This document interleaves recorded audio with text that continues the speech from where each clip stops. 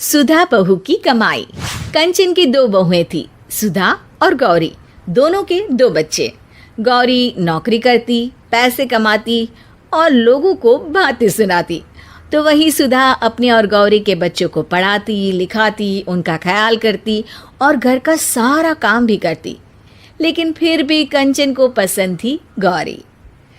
बच्चों चलो उठो, स्कूल का टाइम हो रहा है। भाभी, इन लोगों को आप अपने कमरे में ही सुला लिया करो ना, मैं डिस्टर्ब होती हूँ। वैसे भी आप क्या जानो ऑफिस में कितना काम होता है। अरे वाह, मैं तो चाची के पास सोऊंगा। अरे नहीं नहीं बेटा, बच्चों को माँ के पास ही सोना चाहिए। ये बोलकर सुधा बच्चों को साथ लेकर बाहर आ जाती है। अरे सुधा, क्या रोज रोज गौरी के कमरे में चली जाती है? पता है ना वो नौकरी करती है, थक जाती है बेचारी।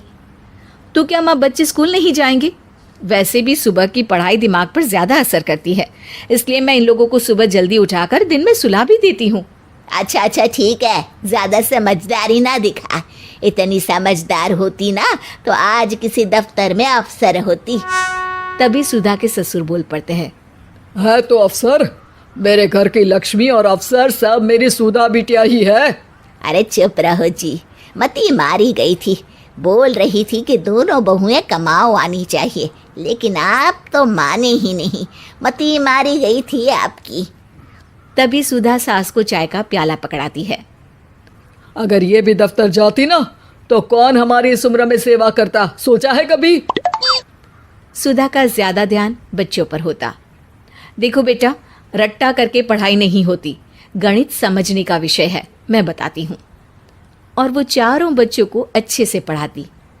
अरे भाभी, ये लीजिए चेक, स्कूल की फीस आज जमा कर देना, मैसेज आया था। तभी सुधा का पति भी वहाँ आ जाता है। सुधा, आज रात को तैयार रहना, हम फिल्म देखने चलेंगे, रात का खाना भी बाहर खा लेंगे। नहीं जी, कल राजू की परीक्षा है, मैं नहीं जा सकती। अरे राजू की परीक्षा है तो गौरी है ना, पढ़ाए अपने बच्चों को, तुम्हारी भी तो अपनी जिंदगी है ना। अरे कैसे बोल रहे हैं आप? क्यों गौरी पढ़ाए? आपको तो पता है कि वो सिर्फ मेरे समझाने से ही समझता है। पति वहाँ से चला जाता है। धीरे धीरे बच्चे बड़े होते जाते हैं। एक दिन गौरी और गौरी का पति, भैया मैं और गौरी कुछ दिनों के लिए बाहर जा रहे हैं, घर में रह रहकर उब गए हैं। कुछ दिनों की छुट्टी है, सोचा मन बदल जाएगा। अरे तुम लोग तो रोज बाहर जाते हो, घूमते हो, कभी सुधा को भी लेकर जाओ, वो भी तो घर में रह रहकर ऊब गई होगी, थोड़ा चेंज मिल जाएगा उसे। कैसी बात कर रहे हैं पिताजी? ये जो घर चल रहा है वो हम लोगों के बाहर जाने से ही चल रहा है। और हाँ, हमने कभी मना नहीं किया कि भाभी बाहर ना जाए। अरे बाबूजी कहाँ, समय ही कहाँ है। बच्चे छोटे थे तब तो सोच भी सकती थी, अब तो बड़े हो गए हैं, जिम्मेदारियां भी बढ़ गई है, मैं नहीं जा सकती। अरे रहने दो सुधा, बच्चे छोटे थे तब भी तुम कहाँ निकलती थी। तभी सुधा की बेटी आ जाती है। माँ, आपके लिए खुशखबरी है, मैंने डॉक्टरी की परीक्षा पास कर ली है। अब आपकी बेटी जल्दी डॉक्टर बन जाएगी। ओह, मैं कितना खुश नसीब हूँ, मैं एक डॉक्टर का पिता कहलाऊंगा। और मैं डॉक्टर का चाचा। अरे आज तो अपने राजू की इंजीनियरिंग का रिजल्ट भी आने वाला था ना? आज नहीं, कल है गौरी, और उसके लिए कल तुम लोगों को कॉलेज भी बुलाया है।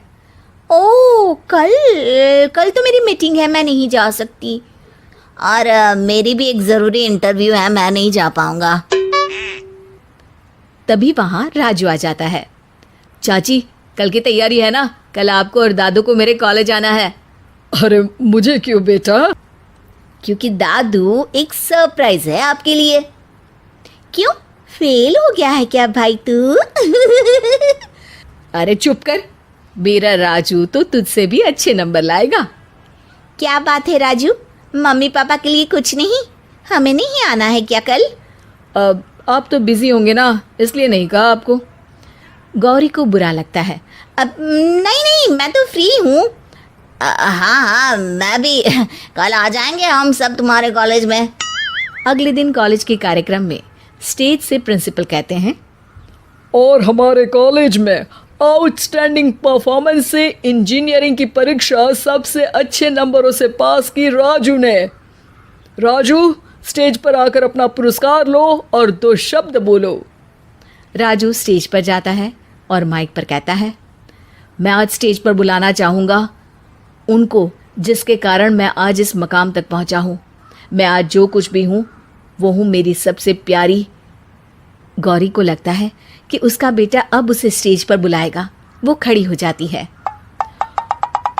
वो है मेरी सबसे प्यारी प्यारी प्यारी प्यारी सी चाची के कारण।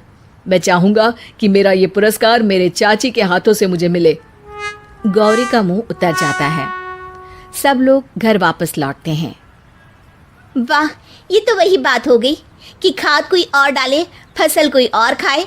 मेरे बेटे ने मुझसे तो पूछा ही नहीं, कमाई धमाई तो सब धरी की धरी रह गई। मैं राजू से बात करूंगी गौरी, तुम परेशान ना हो। अरे भाभी, जो होना था वो तो हो गया, अब क्या बात करेंगी। अच्छा होता कि मैं इंटरव्यू में ही चला जाता। तभी वहाँ ससुर जी आ जाते हैं। अरे बेटा, कमाई सिर्फ पैसों की ही नहीं बल्कि असली कमाई तो आपके संस्कारों की होती है, जो सुधा बहू ने कमाया। बच्चों के लिए दिया उसका त्याग और बलिदान, तो रंग तो आना ही था एक दिन।